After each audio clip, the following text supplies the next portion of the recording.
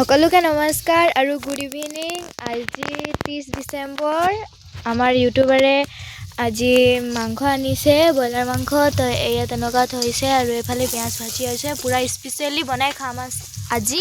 আৰু এফালে আছে আলু কটা আছে, এফালে ধনিয়া পাত আছে, নহৰু আছে।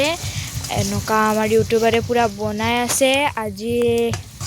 আজি নহয় বাৰু লাষ্ট, ফিৰবি আমি আজিয়ে মানে পূৰা ভালকৈ খাম আৰু কালিও খাম। কালি যে মানে এইটো 2025 চনৰ লাষ্ট দিনটো আৰু হ'ব, তো পূৰা এনজয় কৰিম, ভালকৈ খাম আৰু পূৰা হেপিকৈ।